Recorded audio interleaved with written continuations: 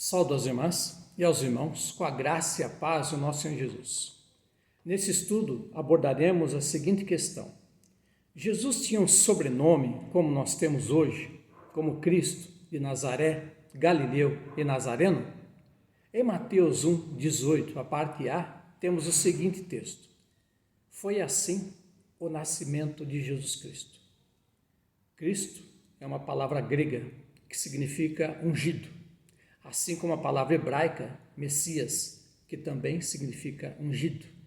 E Jesus é o ungido de Deus e foi ungido no dia de seu batismo.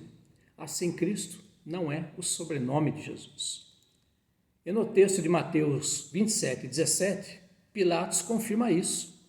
Pilatos perguntou à multidão que ali se havia reunido: qual desses vocês querem que eu solte, Barrabás ou Jesus, chamado Cristo?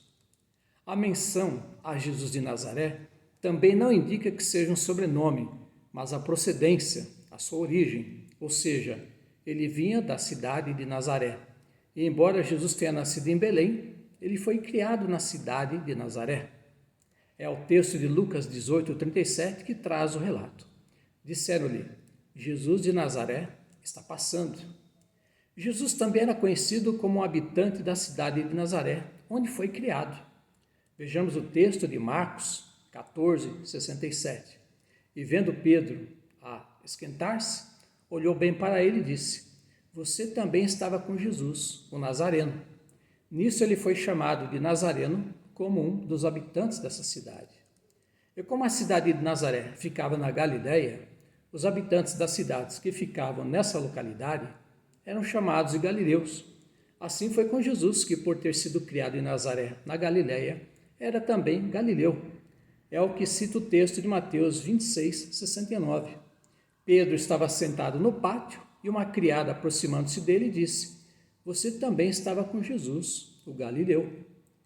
E mesmo que pareça estranho, como os textos relatam, Jesus não tinha um sobrenome como nós. E outro fato interessante é que o nome Jesus não era exclusividade na época, porque outros homens antes dele, na época e depois dele, receberam esse nome. E para quem não sabe, o nome de Jesus, de origem hebraica, significa Salvador.